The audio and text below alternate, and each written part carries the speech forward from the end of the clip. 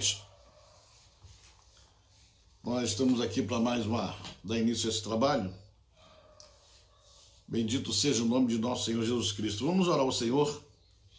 Cláudio perguntou sobre a universidade. Estamos trabalhando na universidade, na URD, The Kingdom of God University, em inglês. Só falta fazer o site.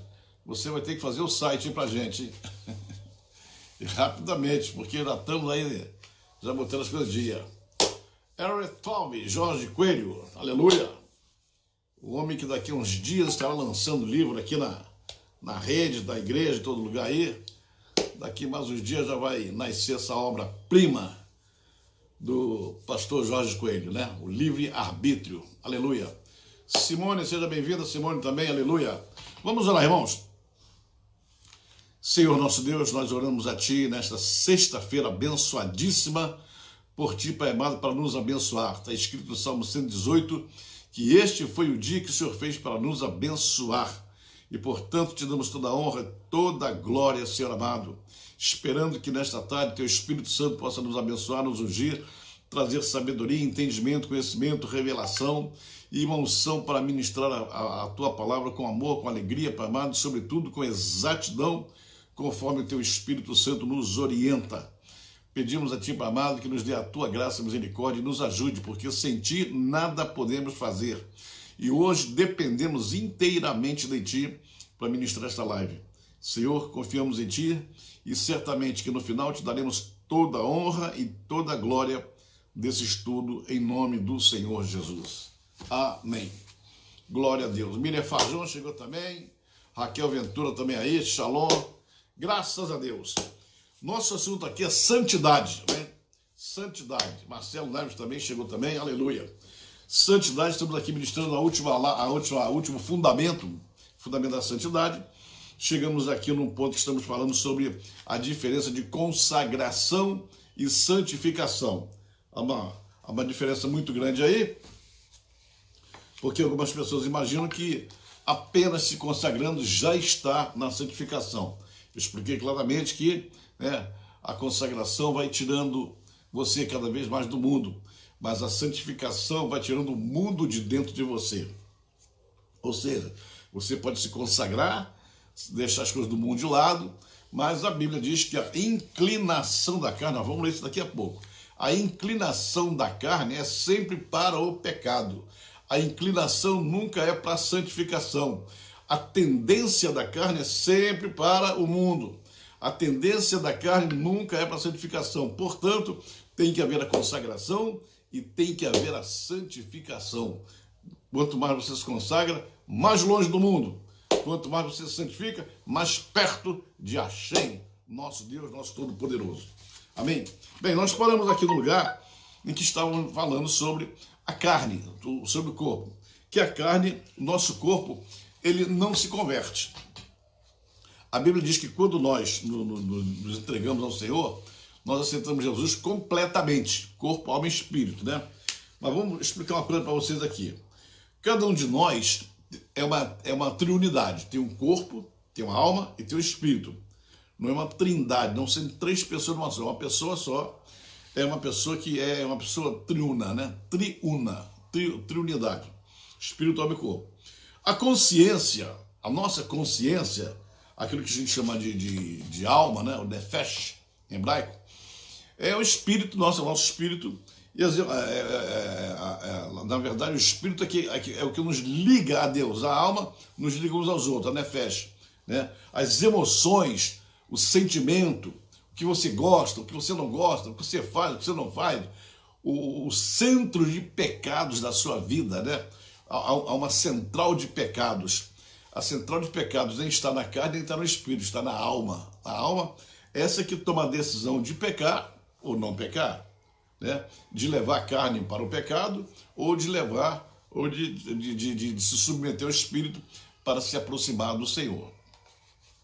Então, e os 5 sentidos, nós temos 5 sentidos, que são a voz do nosso corpo. Então, ouvir, falar, pensar, cheirar, olfato, né, palatar, tudo isso são os 5 sentidos. A nossa alma faz essa ligação entre o corpo e o espírito e o material. A pessoa em si é o espírito humano que possui uma alma e habita no seu corpo. Ou seja, nós somos o espírito, mas habitamos, nós somos o espírito, mas habitamos no corpo. Então, vocês estão me ouvindo, vocês estão me vendo aqui agora pelo aplicativo aqui, pelo Facebook. Vocês estão me vendo aqui depois pelo YouTube. Vocês estão me vendo. Vocês estão vendo uma pessoa. Dentro dessa pessoa do Paulo Ventura tem uma alma e tem um espírito. Então, a alma está ligada ao espírito e faz essa ligação entre o corpo e o espírito, né?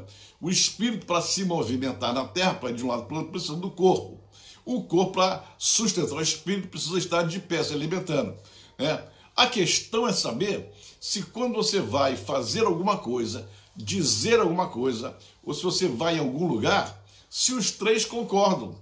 O corpo, a alma e o espírito. E eu acho isso engraçado pelo seguinte, porque eu não poderia dizer assim, bom, meu espírito hoje vai à igreja, eu vou deixar o meu corpo em casa, porque meu corpo, a tendência dele é a inclinação para cá. Então, meu corpo, você fica aí, que eu e a alma vamos à igreja. Não pode ser assim, né? Então, para onde vai um, vai os três. Tem que sempre ser assim. Não tem como separar. O problema é haver concordância.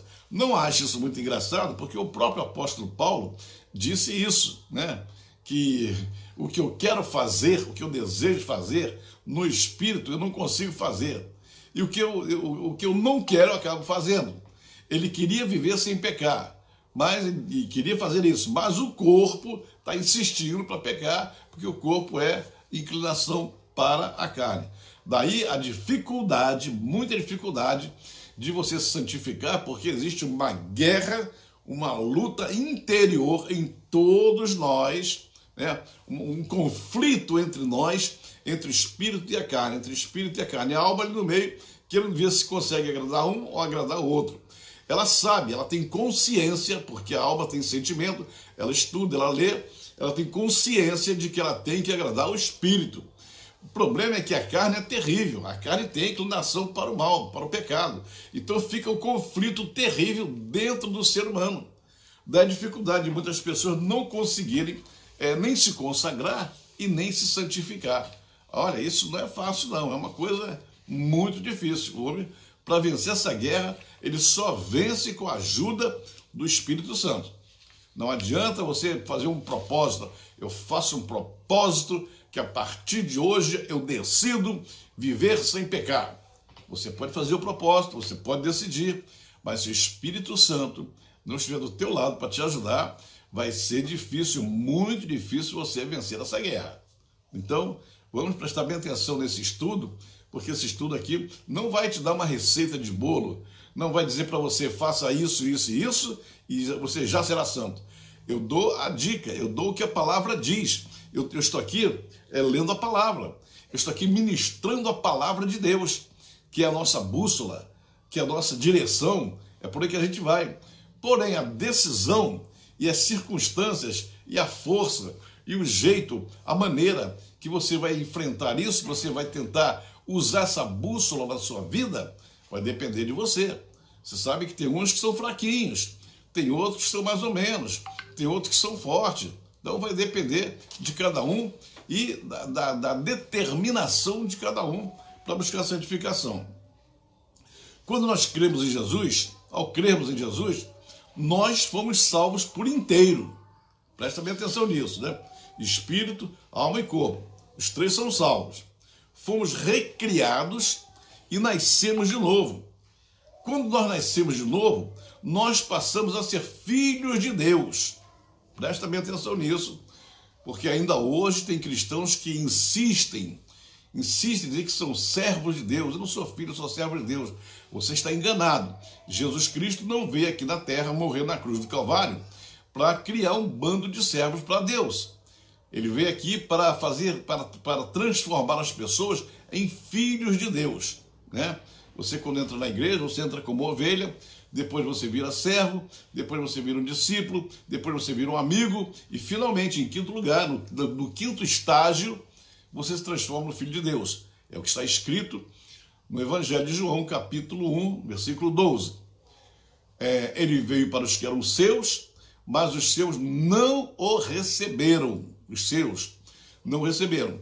Então, a todos quantos o receberam, nós todos aí, né, os goi quer dizer os gentios, né, a palavra grega para gentio, receberam e foram então receber o poder de serem transformados em filhos de Deus. Então, eu sou o filho de Deus, você é o filho de Deus. E a partir daí o Espírito Santo habita em todo o nosso espírito. Tudo foi feito novo, né? Mas só em nosso espírito. Nossa alma é liberta pelo poder da palavra de Deus. É tremendo isso. Eu posso ler para vocês aqui, está lá em Tiago, capítulo 1, versículo 21. E é bom a gente entender bem isso. Opa, falhou aqui. Travou aqui, sempre trava aqui. É bom nós entendermos isso. Está aqui, Tiago, no capítulo 1, versículo 21. Olha o que diz aqui. Por isso, rejeitando toda imundícia e superfluidade de malícia, recebei com mansidão a palavra em vós enxertada, na qual pode salvar as vossas almas. Olha, tirando de nós a imundícia, a superficialidade da malícia, recebei com mansidão a palavra, que em vós foi a palavra de Deus, foi enxertada em vós, e a qual pode salvar as vossas almas. E sede cumpridores da palavra, é o que diz Tiago, e não somente ouvintes, ouve por um ouvido, entra pelo outro, sai, não, ouvindo, e não sejais somente ouvintes, enganando-vos a vós mesmo. Então você tem que ser praticante da palavra e não somente um mero ouvinte, uma pessoa que ouve por um lado e sai pelo outro, não tem jeito, né? João fala a mesma coisa, tem vários versículos aqui falando sobre isso. Eu não vou ler todos aqui porque vai gastar muito tempo, você pode ler tudo em casa. A salvação do corpo é a ressurreição em corpo espiritual, santo após esta vida. Ou seja, deixa eu explicar bem isso. Você hoje se converteu. Você quando se converteu, você tinha 20 anos de idade.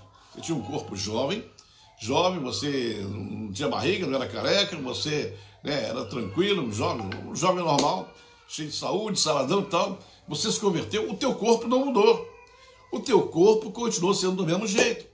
Se você era gordo quando se converteu, se você não fez um regime, continua gordo. Mas é um gordo salvo, é um magro salvo, não tem problema, né? Se você se converteu com 70 anos de idade, você já está na fase de idoso, você vai continuar idoso. Você vai nascer de novo, mas vai nascer de novo no espírito da alma, porque o corpo vai continuar o mesmo.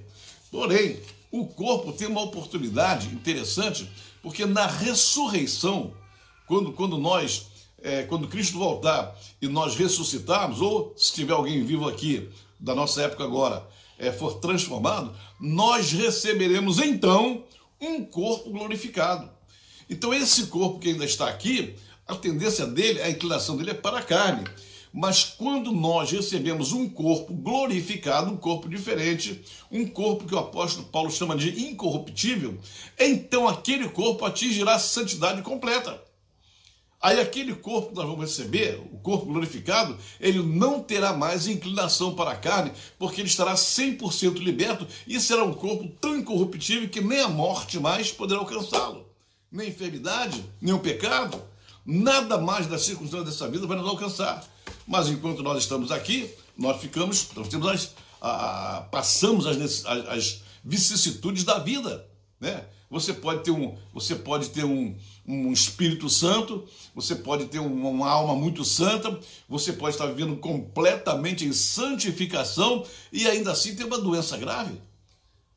Tem muitos irmãos que têm Covid, que têm câncer, que têm Alzheimer, que têm as doenças dessa vida, ainda atingem o teu corpo.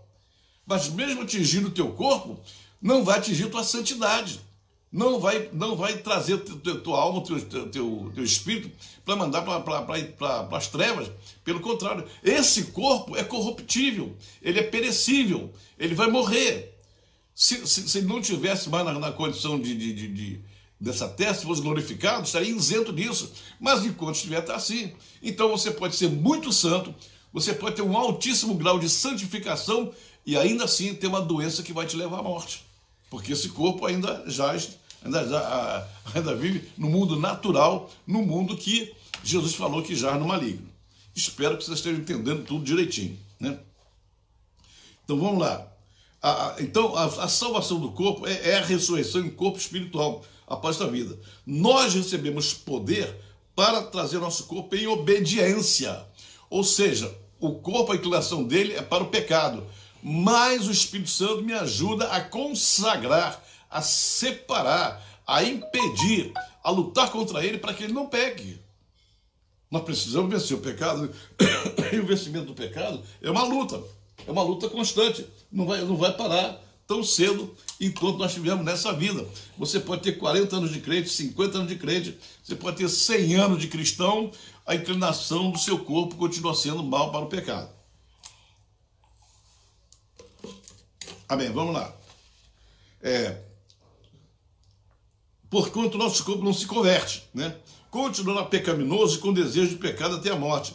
Assim necessitamos de santificação para vencer a tendência do corpo, que é uma tendência voltada exatamente para o pecado. Eu queria ler um texto aqui um pouco longo, aqui em Romanos,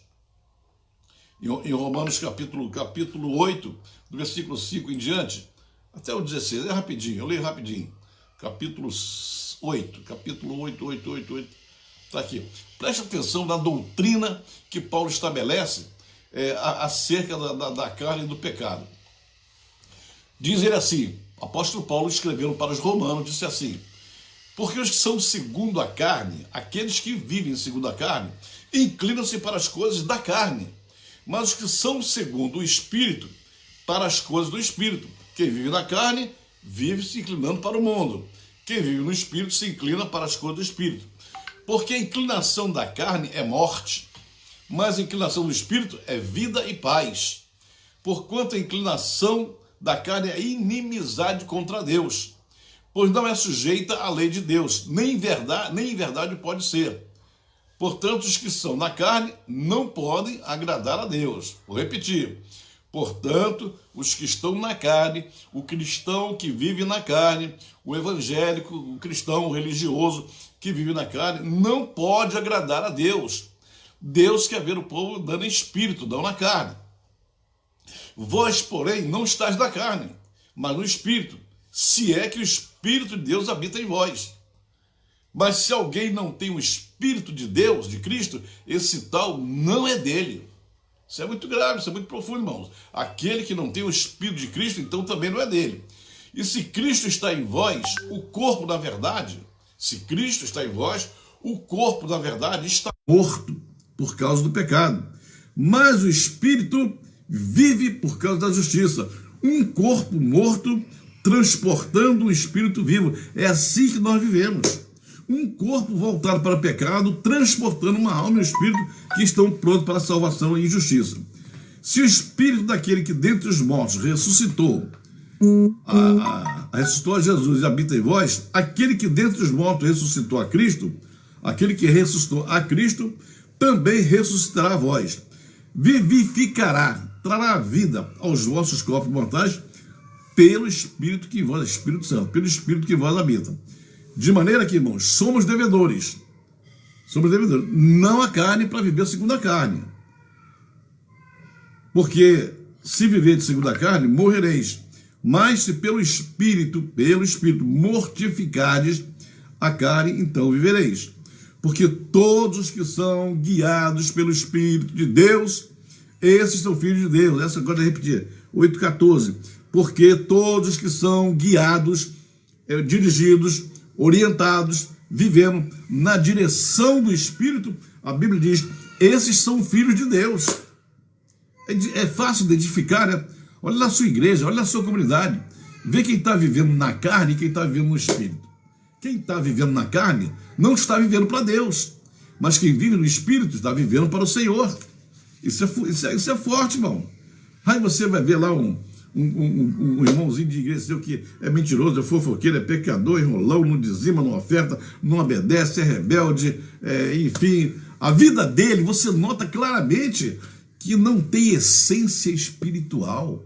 As conversas dele nunca são em torno da palavra ou em torno da pessoa do Espírito Santo ou de Deus. As conversas dele sempre é brincadeira, é isso e aquilo, é uma piada, não sei o quê, é futebol, é a política, é a direita, é a esquerda, é mais isso e mais aquilo. Ele não tem conteúdo espiritual, porque ele não fala nada. A Bíblia diz que a boca fala daquilo que está cheio o coração. Aquilo que está dentro do seu coração é que você fala. Se você tem palavra no seu coração, se você tem Deus no seu coração, se você tem o Espírito Santo no seu coração, quando você abre a boca para falar, o seu prazer é falar, é proclamar as verdades do Senhor. Mas se você não tem conteúdo espiritual, porque não bota a palavra para dentro de você, o versículo que eu li de Tiago fala isso. A palavra foi enxertada em nós. Né? A palavra de Deus foi enxertada em nós e é poderosa para nos trazer salvação.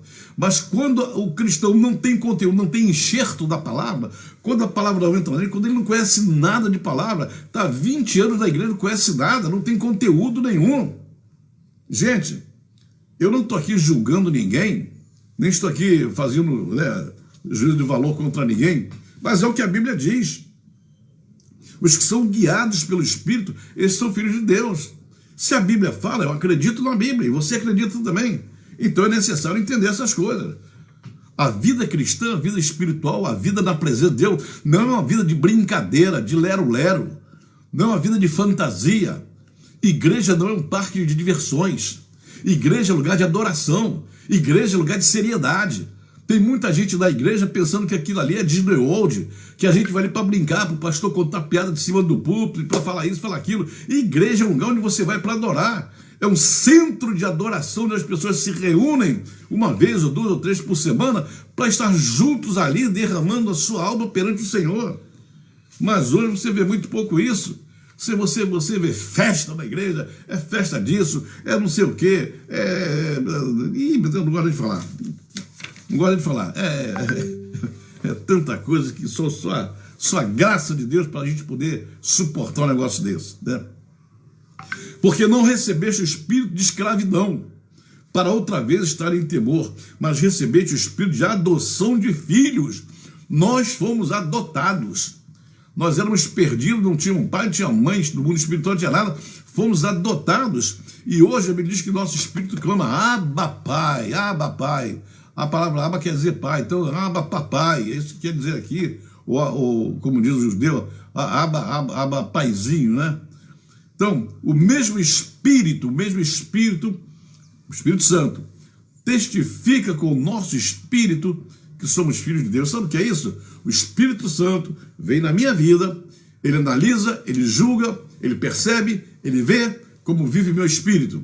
Se meu espírito é temente, se meu espírito busca, se meu espírito está orando, buscando a presença do Senhor, se está buscando santificar, ele testifica do meu espírito, o Espírito Santo testifica com o meu espírito. Aí a minha carne se dá mal.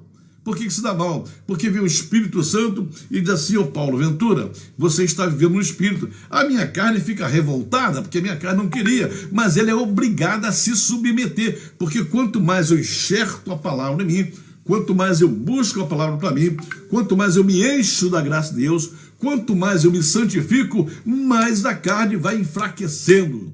Ela fica revoltada, ela fica assim, com ódio, mas não adianta. A carne tem que ser subjugada. Eu a consagro, eu a mortifico, eu anulo toda a intenção dela. Eu cancelo toda a intenção que ela tem de pecar. Quando ela diz pecar, o Espírito diz assim, não vai pecar. Ou seja, o meu espírito é que dá ordens à carne. O seu espírito é que tem que dar ordem à sua carne. A sua carne tem que obedecer ao que diz o Espírito. Aí está colocada bem a diferença. Estou falando, então, vamos continuar aqui, que eu precisava esclarecer bem isso do que é a consagração, o que é a santificação. Então, a Bíblia diz em Romanos 12, que nós acabamos de ler aqui, né? Deixa eu ver se esse aqui eu não li não, vou ler aqui agora. Olha o que diz aqui, Romanos capítulo 12, né?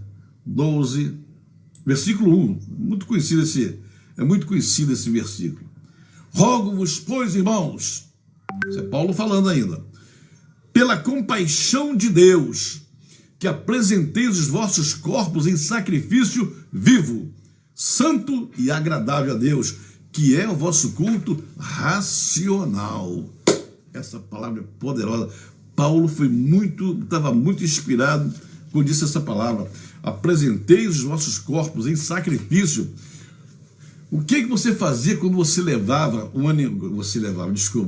Quando o pessoal do Antigo Testamento, né, os sacerdotes, levavam o animal para o sacrifício, era para fazer o quê?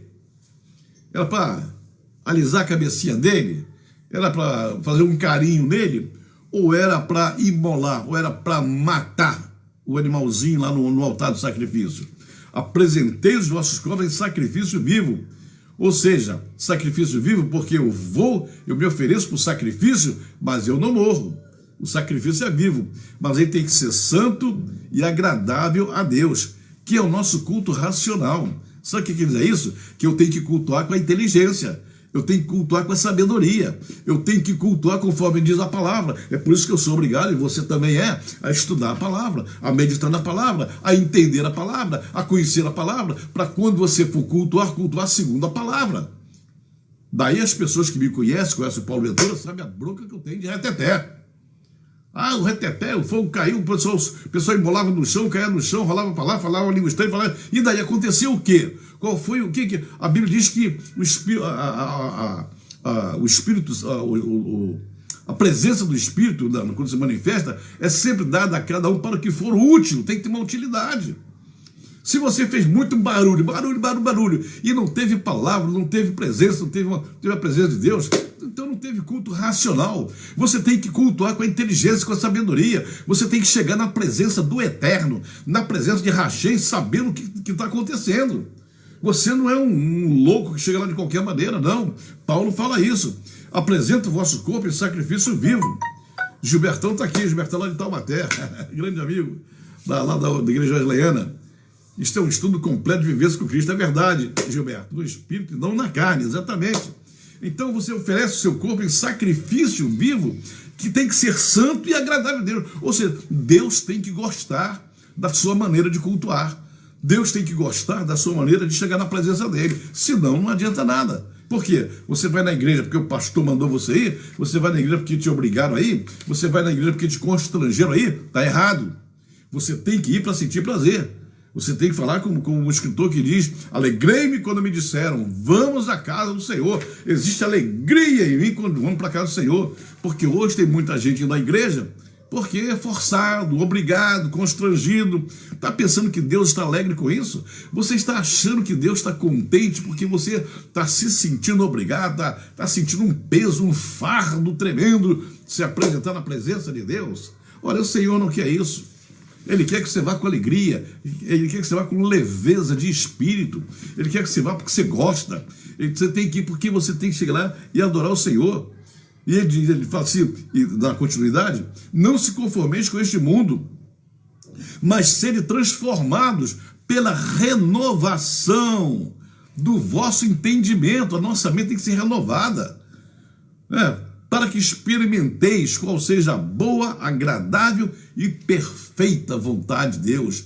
Irmãos, na igreja hoje na igreja, qualquer igreja, não importa o ano da igreja, qualquer pessoa hoje só está sentindo alegria na presença de Deus se entender qual é a boa, agradável e perfeita vontade de Deus, porque a maioria dos cristãos que estão metidos dentro das igrejas não sabem qual é a perfeita, qual é a boa e qual é a agradável vontade de Deus. E isso é maravilhoso, quando você chega na presença do Eterno e você sabe que você vai cultuar a Ele e Ele fica contente com você. Olha que coisa maravilhosa. Eu poderia aqui repetir a você o que eu ministrei na live da força, né? A força também é um dos fundamentos, entendeu, né? Que quando o Senhor está alegre, a alegria do Senhor é a minha força.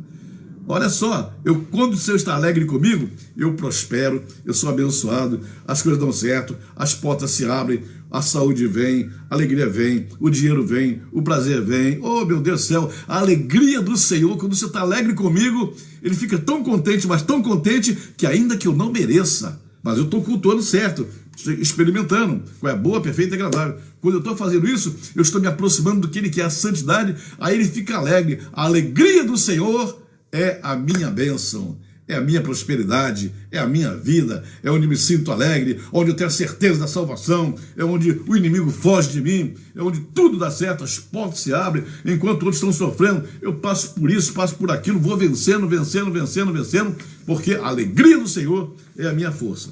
Amém?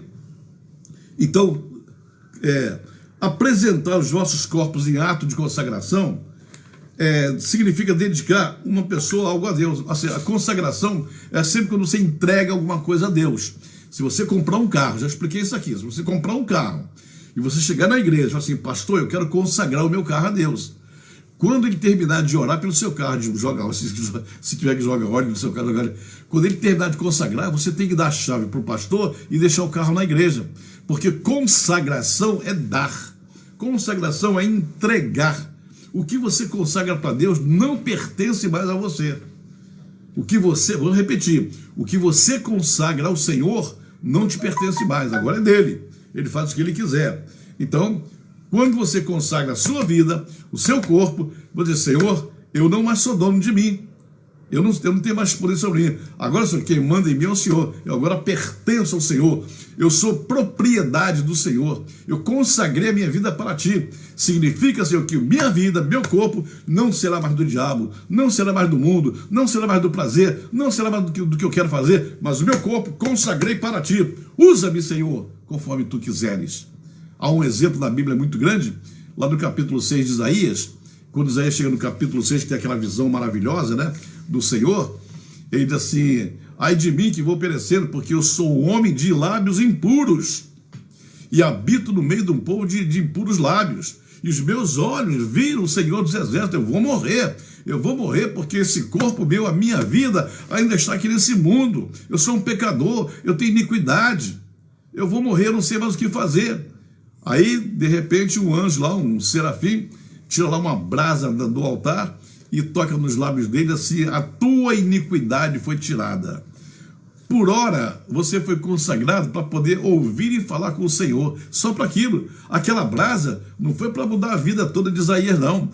Aquela brasa foi só para ele poder ouvir, que ele não estava ouvindo, poder ouvir o que o Senhor dizia e falar com o Senhor. Só para aquele momento, porque brasa não salva ninguém. Brasa não tira pecado de ninguém.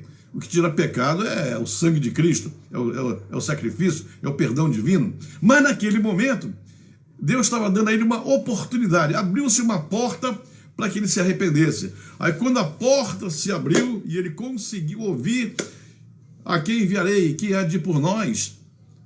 O Espírito Santo nem estava falando com ele. Mas ele imediatamente, já sem iniquidade, se apresentou. Eis-me aqui, envia-me a mim. Vou parafrasear o que ele estava dizendo para Deus, para você entender. Senhor, a partir de agora, usa-me, sou eu me entrego a ti, faça o que quiser comigo. A partir desse momento, consagro corpo, alma e espírito, envia-me a mim. Ele nem sabia para onde. E é uma coisa curiosa, porque se você estudar a vida de Isaías, Isaías continuou vivendo onde estava vivendo, não foi para lugar nenhum. Na verdade, ele foi enviado para receber a sabedoria, a unção profética poderosa. Ele já era um profeta, mas ele era um profeta assim, ele era um profeta bem relaxado, né? Ele falava assim, ai dos bêbados, ai das prostitutas, ai dos pecadores, sempre profecia contra os outros, sempre os outros. Até quando chega no capítulo 6, aí ele percebe que ele também estava enquadrado. Aí ele não fala ai dos outros, ai do bêbado, ai da prostituta, ele fala ai de mim agora, ai de mim que eu também vou morrer. Profetizei tanto para os outros que agora eu vou pagar também na mesma moeda. Mas o Senhor deu a oportunidade, ele se consagrou. E a partir do capítulo 6, você nota que Isaías se tornou o profeta messiânico do Antigo Testamento. Ou seja, ele começou a profetizar sobre Yeshua, sobre Jesus Cristo. Todas as profecias messiânicas saiu dele. O pessoal comenta as profecias dele, porque Deus lhe deu a sabedoria, a revelação, abriu as portas do céu, né, para que ele falasse sobre a primeira e a segunda vinda de Jesus Cristo. Então, ele se consagrou, foi uma espécie de um pecador que se entrega totalmente ao Senhor e a partir daí passou a ser usado pelo Senhor. Consagrar-se é isso. Você, quando é chamado para ser um pastor, quando você é chamado para o ministério na igreja, você é chamado para ser pastor, se consagra. Sabe? Tá bom, Senhor, a partir de hoje eu serei um pastor, eu serei um apóstolo, eu serei um profeta, eu serei um mestre, serei um evangelista. Aquilo para o qual Deus te chamou, se entrega, meu irmão, se entrega totalmente, que você não tem nada a perder. Pelo contrário, só tem a ganhar. Vamos continuar aqui, que a hora aqui passa depressa, que é um horror. Então, quando você se dedica ao serviço do Senhor, para honrar a Deus e para a santificação do seu nome, não é pouca coisa, isso é muita coisa. É algo extremamente sério e profundo. A Bíblia é tão séria, mas tão séria, que diz que aquele que põe a mão no arado, aquele que bota a mão no arado e olha para trás, não é mais digno do reino de Deus. Esse versículo não é um versículo qualquer, ele tem uma profundidade espiritual que certos pastores deveriam tomar cuidado quando pensam em abandonar o ministério. Porque diz que botou a mão no arado, não larga mais. Não larga mais. Se você olhar para trás, quer dizer, quiser voltar atrás, quiser regressar atrás, você perde toda a dignidade para entrar no reino de Deus. Ou seja, as portas que antes estavam abertas se fecham para você. É isso que quer dizer o versículo. Mas tem gente que acha que não tem essa profundidade toda. Tem sim, tem. É assim que funciona no mundo espiritual, no reino de Deus. De maneira geral, o termo consagração refere o ato de se dedicar a um fim, uma intenção específica. Ou seja, se consagrar significa dedicar-se integralmente, por inteiro, a algo de maior importância. Ou seja, você conhece pessoas por aí que tem um emprego, tem uma empresa, tem uma atividade qualquer, e Deus os chama para o ministério. De repente, o ministério com Deus se torna maior do que aquela atividade que ele desenvolvia, do que aquilo que ele fazia. De repente, ele recebeu uma ordem divina para se entregar a Deus e cumprir o propósito divino. Então, essa separação já é a consagração para Deus. Ainda não é a santificação. Agora que ele se consagrou, agora que ele se separou, agora que ele se entregou, começa agora o processo de santificação. Para quê? Qual a diferença entre o santo e o consagrado? O consagrado se separou, agora isso pertence a ti. Mas ele tem que se aprofundar. O santificado, ele não é apenas separado, ele agora começa a ouvir o que Deus tem a falar, ele começa a obedecer aquilo que Deus está mandando, ele começa a andar por onde o Senhor está indicando. Ou seja, quanto mais santo, mais ele entende a vontade divina. Quanto mais se santifica, mais próximo do Senhor ele fica. Moisés passou 40 anos no deserto, lá na casa do seu sogro, na casa de Jetro, juntamente com a sua esposa e sua família. Ele não ouviu a voz de Deus, então ele continuou ali. Quando não se ouve a voz de Deus, você não sai do lugar. Quando você não ouve o que Deus tem para você, e Deus está falando, mas os seus ouvidos não entendem. Você não tem ouvidos para ouvir a voz de Deus. Quantas vezes eu vi a expressão, aquele que tem ouvidos para ouvir, ouça. Ué, todo mundo tem ouvido, mas tem ouvido que é para ouvir e tem ouvido que é para não ouvir. Aí o Senhor Jesus diz, aqueles que têm ouvido para ouvir, ouça o que diz o Espírito. Então, Moisés ficou 40 anos, até que um dia ele chegou diante da sarça que estava se queimando. Naquele momento, os seus ouvidos se abriram para ouvir a voz de Deus. A partir daí, os próximos 40 anos da vida dele, ficou 40 anos sem ouvir a voz de Deus. A partir dos 80, os próximos 40 anos que ele viveu, até tirar o povo do Egito e entrar em Canaã, ele sempre passou a ouvir a voz de Deus, porque ele entrou num estado de santidade tão grande, que ele então passou a caminhar com Deus e ouvia tudo que Deus falava, e quando ele falava, Deus ouvia também, porque agora Moisés chegou na santificação tão esperada pelo Senhor, fazia milagres, operava, tinha coragem, tinha vida, com 120 anos ainda, a Bíblia diz que nem os seus olhos se escureceram, continuava firme e forte, subindo montanha, subindo morro, dirigindo o povo, liderando o povo. Que unção extraordinária, quando se anda com Deus, é assim que acontece, é assim que funciona. Ele se consagrou, se entregou e foi para lá. E Deus operou na vida dele. Então, esse termo consagrar também pode se referir à ordenação de ofício sagrado, né? Sacerdote, profeta, etc. Né? Para a maioria dos crentes, se refere apenas a um ato básico e pessoal. Tem muito crente que pensa, irmãos, que a consagração é apenas, vou fazer um jejum, eu vou me consagrar por 3 dias, vou me consagrar por 7 dias, e depois, não consagra mais? Você não entendeu ainda que a consagração não é uma coisa passageira, não é uma coisa momentânea. A consagração tem que ser uma coisa permanente. Se você se entregou, você não pode mais voltar atrás.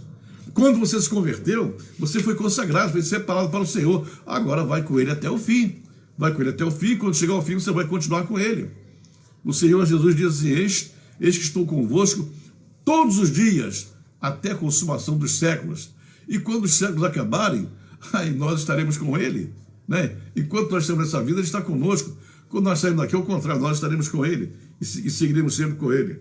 Então, consagrar não é apenas eu agora vou ficar uma semana consagrado, essa semana eu não digo palavra feia, eu não peco, não acontece isso, não acontece aquilo. Então, você faz um monte de regrinhas para você, e quase todas elas regrinhas para a carne, não para o espírito, mas para a carne, né? Aí terminou a consagração, a minha consagração terminou. Eu fiz 20 dias de jejum, 10 dias de jejum, me consagrando. Aí acabou os 10 dias, os 20 dias de jejum. E daí, vai voltar a pecar? Não, você não pode fazer isso. Ela não termina, ela não para, ela é permanente. Ela não é interrompida, ela não é momentânea, ela não é um período de tempo, né? Não, ela continua, porque se não continuar, perde todo o efeito, todo o valor. Na Bíblia, nós encontramos pessoas, encontramos o povo de Deus consagrando tudo. Consagravam pessoas, consagravam vestes sacerdotais, consagravam o campo, né? Consagravam as ofertas eram consagradas, né? Aliás, esse é outro problema, né? Quanto cristão dando oferta aí que não está consagrado, né? Consagrava dinheiro, utensílios, animais, tudo aqui está cheio de referência à Bíblia. Quando você receber esse estudo por escrito, você vai entender. Em lugares, isso mostra que devemos consagrar todas as nossas coisas ao Senhor, em ato de fé que busca a vontade dele. Não é pecado você consagrar coisas, não, né? E se Deus quiser, deixa contigo. Se não quiser, ele leva. Não tem problema. Está consagrado, pertence a ele. É assim que a gente funciona. Eu vou apenas aqui dizer as 7, pelo menos 5 a 7 atitudes que indicam que é uma consagração, e dizer o que você tem que consagrar, né? 7 atitudes que nós devemos tomar quando estamos nos consagrando. Não estou falando ainda de santificação, né? Por enquanto só falamos da consagração, da consagração, exato. Número 1, deixa eu ver como é que está nosso tempo aqui, está passando rápido, não vai dar para falar os 7 hoje, mas eu vou insistir. Número 1, consagre todas as suas raízes espirituais. Isso é tremendo, hein? Como prática religiosa, a consagração data até o Antigo Testamento. Há discussões sobre a consagração nas duas metades da Bíblia. Na realidade, a prática é frequentemente mencionada pela comunidade cristã atual. Ou seja, a prática da consagração é muito usada hoje nas igrejas pelos cristãos em toda parte do mundo. Uma das primeiras referências bíblicas no ato da consagração é encontrada em Josué capítulo 3, versículo 5. Eu vou ler para vocês aqui o que diz Josué capítulo 3, versículo 5, para que você possa entender claramente. Josué 3, capítulo 3, versículo 5. 3. Está travando direto esse negócio aqui. 3. Travou. Tá difícil aqui, de vez em quando trava. Não tem problema não, vamos aqui lá. Eu boto ali para ler mais rápido, mas se não tem mais, ali vamos aqui mesmo, que também a gente tem aqui no livro, no grande livro do Senhor, grande livro do Pai Celestial. Deuteronômio, Josué, capítulo 3, versículo 5. Preste atenção no que diz. Olha só. Disse Josué ao povo: santificai-vos, porque amanhã o Senhor fará maravilhas no meio de vós. Aqui a palavra santificai-vos está dizendo que na verdade é consagrar. Uma consagração. Está ali. Agora já abriu aqui. Outra versão aqui. Diz Josué também ao povo: consagrai-vos, porque amanhã fará o Senhor maravilhas no meio de vós. Olha, vocês têm que fazer uma consagração, né? Para que o Senhor faça maravilhas no meio de vós. Isso era um propósito para aquele determinado momento. Vocês sabem que Josué estava antes do Rio Jordão, ia atravessar o Rio Jordão, né? A primeira cidade a ser tomada seria a cidade de Jericó. Porém, era uma luta do Senhor. Você vai observar que a tomada de Jericó não foi uma luta baseada nas estratégias militares. Era uma cidade grande, fortificada, tinha um muro muito grande, né? Muito alto. E quando o Senhor percebeu que lá dentro de Jericó havia tropa preparada, armada, bem treinada, e o povo que enfrentaram, o povo que vinha do deserto, né?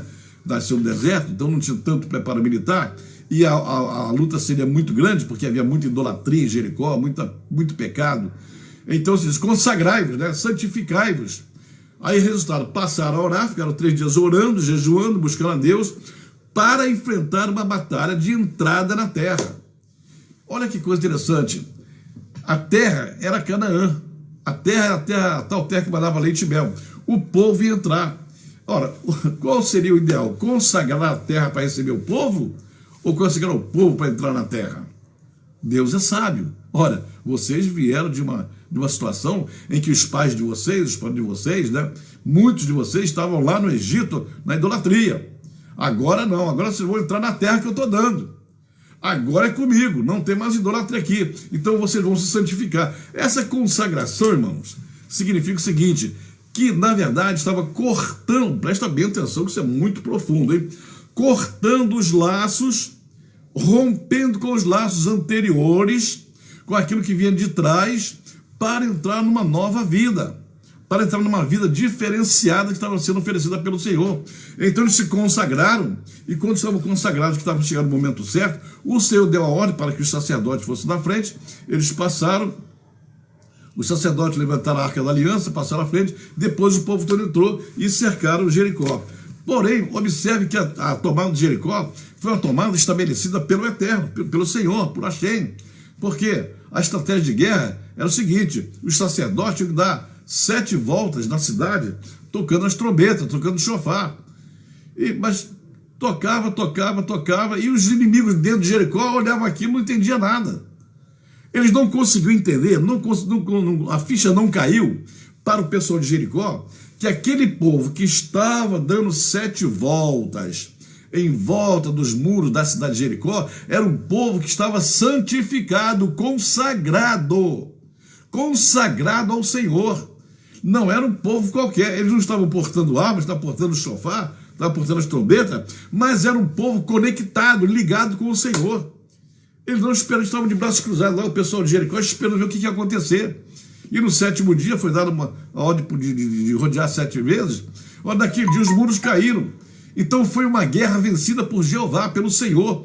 Foi o Senhor que venceu a guerra de Jericó. Não houve estratégia militar, porque os muros caíram. Depois que os muros caíram, morreu muita gente, já na queda dos muros morreu muita gente, e de repente o pessoal vai lá e mata todo mundo e destrói tudo.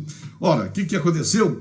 Um povo consagrado contra um povo incrédulo, contra um povo que não tinha conexão com Deus, um povo que estava com o Senhor, venceu um povo poderoso, mais forte do que eles, pela unção, pela consagração, pela separação, pelo comando, pela proteção, pela liderança, pela direção do Eterno. Irmãos, é isso que hoje o Senhor quer fazer na igreja.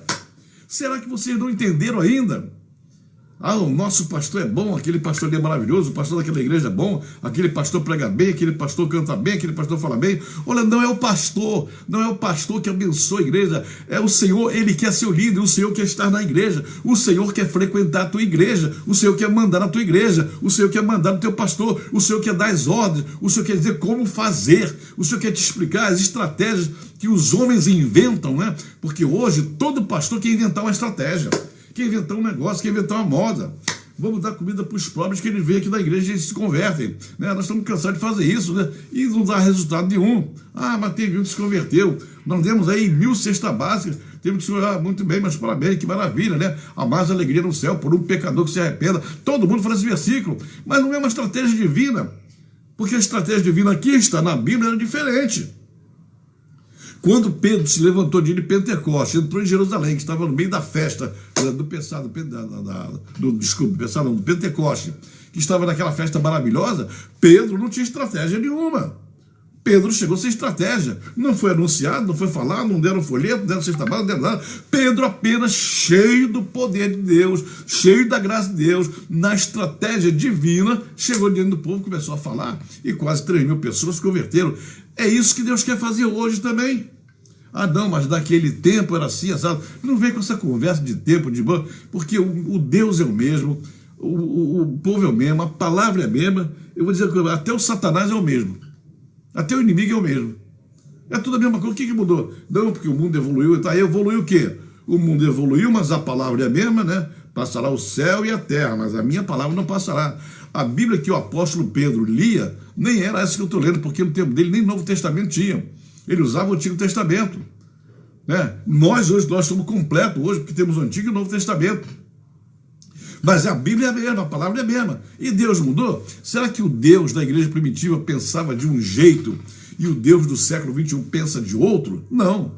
A Bíblia diz que em Deus não existe sombra de variação. Não há variação, porque Ele é o mesmo ontem, hoje e eternamente. O que Ele fazia lá, que Ele fazia aqui hoje. O problema é que nós não estamos entendendo, não compreendemos que realmente há um segredo, há um caminho para se chegar lá. Era o caminho que os apóstolos escolheram. Era o caminho que os apóstolos entenderam. Os pastores do primeiro século entenderam que o negócio era estar ligado, santificado, consagrado, agarrado com o Senhor, que as coisas funcionariam. E como funcionaram? 2 dias depois, 3 dias depois, lá pregando outra vez, mais 5.000 pessoas se convertem. E havia conversão direta, porque a Bíblia diz que a palavra crescia, né? Hoje em dia, a nossa mentalidade pastoral, a mentalidade de pastor do século XXI, é ter uma igreja grande. Vamos botar 10.000 pessoas, 20.000 pessoas, aí fica famoso, vai para a televisão, fala. Mas engraçado, quando você vai na palavra, lá no capítulo 6, no versículo 7 do livro de Atos, diz que a palavra crescia. Ué, era a igreja ou era a palavra que crescia? Afinal de contas, Deus queria que a igreja crescesse ou queria que a palavra crescesse? Eu já expliquei aqui, no fundo, quando eu falei do fundamento do poder, que a palavra é que crescia. Como é que a palavra cresce? A palavra entra em mim, né? A palavra ela foi gerada em mim, e agora eu vou ali na esquina e falo a palavra para outro, vai gerar naquele, que vai gerar no outro, que vai gerar no outro, que vai gerar no outro, e a palavra começa a fluir, a palavra começa a andar. Você nunca viu isso na Bíblia? O Senhor diz assim: a minha palavra jamais voltará vazia, antes fará o que me apraz. Ou seja, Deus solta a palavra e a palavra começa a andar. Ah, mas eu liberei a palavra para 50 pessoas, para 20 pessoas, e elas não se converteram na minha igreja. Aí eu vou ficar sentido, amargurado, chateado, entristecido? De jeito nenhum. Ela foi gerada em mim, eu gerei em outro, eles abriram uma outra igreja, estão na igreja de um colega ali. Você devia se sentir feliz com isso. É uma alegria quando você sabe que tem, nas outras igrejas tem pessoas que estão lá porque ouviram a palavra da sua boca. Por que você está chateado? Por que está aborrecido? Você devia ficar contente com isso. Ah, mas devia estar comigo aqui na minha igreja porque foi para outra igreja.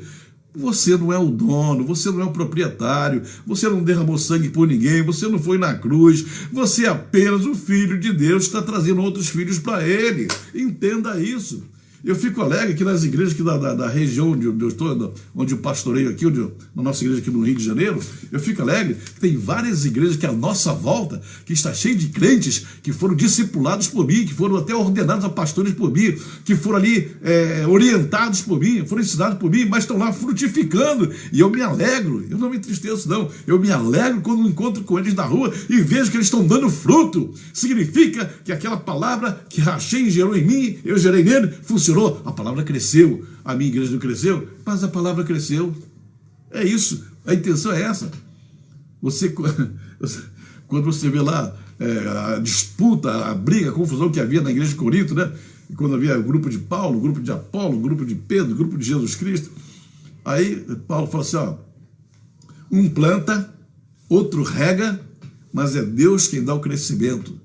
Pastor, presta atenção, nunca bote na sua cabeça que Paulo está falando de igreja, está falando de palavra. Um planta a palavra, outro rega a palavra, mas é Deus quem dá o crescimento da palavra.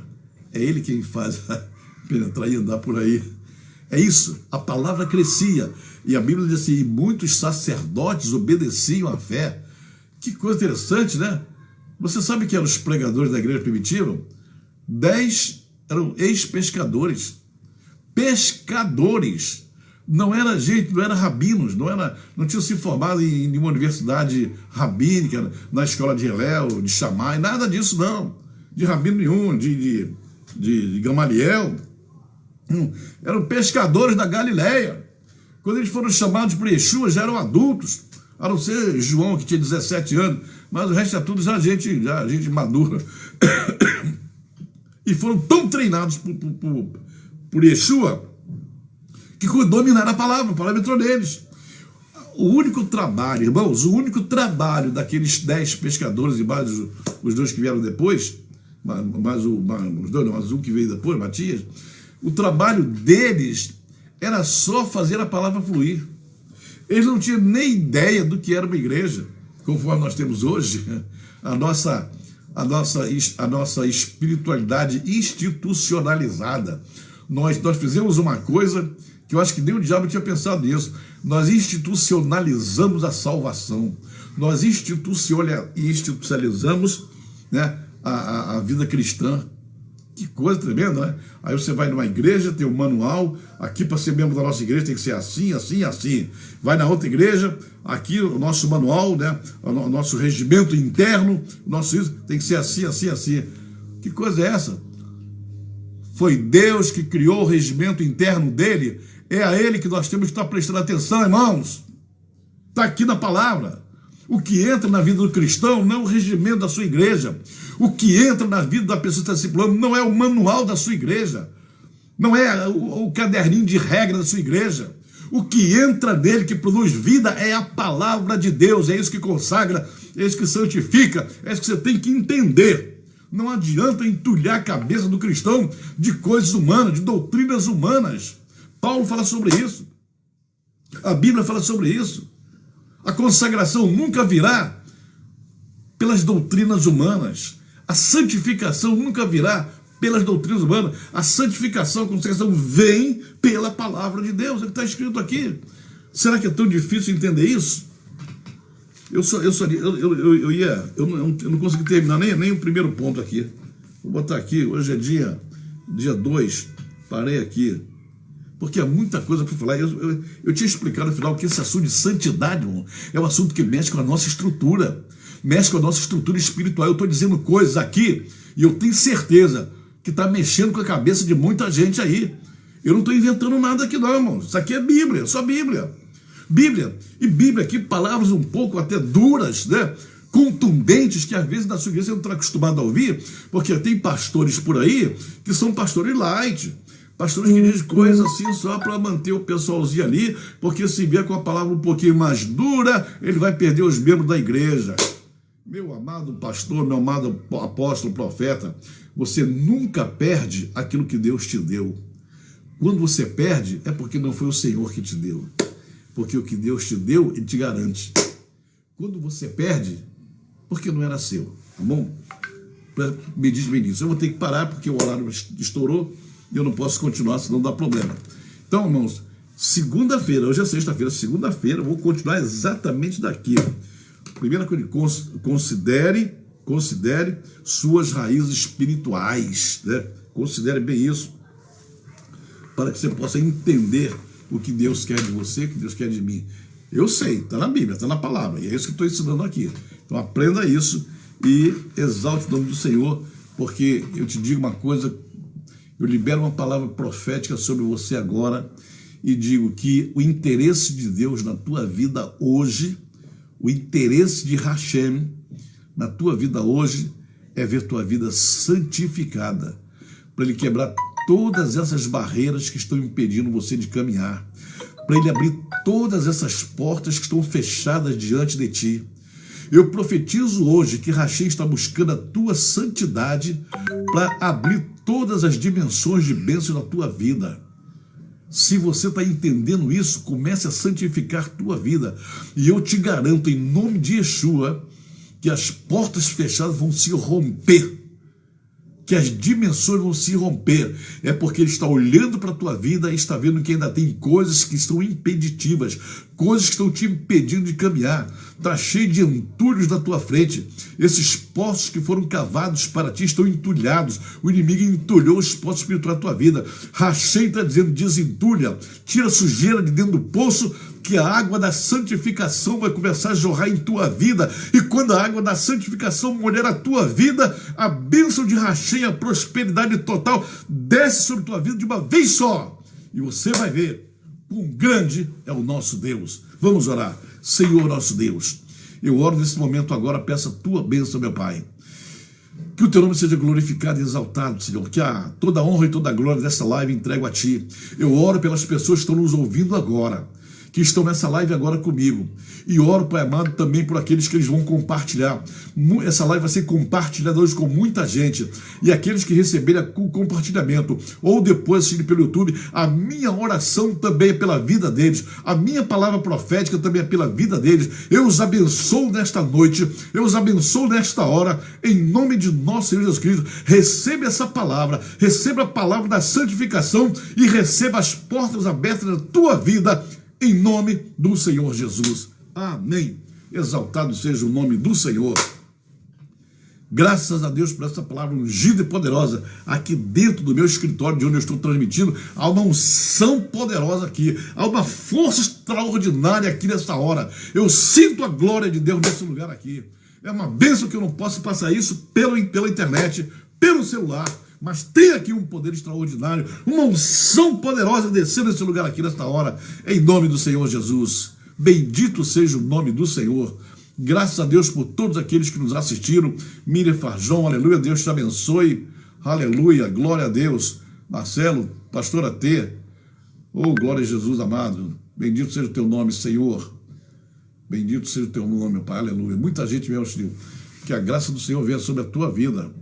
Pastora Laíde, lá de Rio, lá de Visconde do Rio Branco, aleluia. Lá com o Lindomar, dá um abraço no Lindomar aí, minha pastora. Fia Fragoso, oh, glória a Deus. Raquel de Taubaté, quanta gente. Silvia Maria, aleluia. Ixi, muita gente hoje, lá da prova do mundo. Bem, irmãos, Shavuotov, um bom fim de semana para todos, uma boa semana. E segunda-feira estaremos novamente aqui ministrando essa palavra. Essa palavra não para não, hein?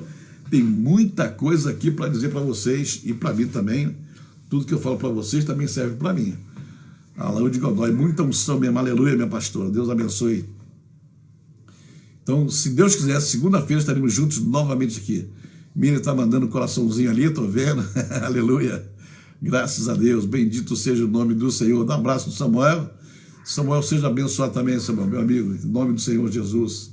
Aleluia.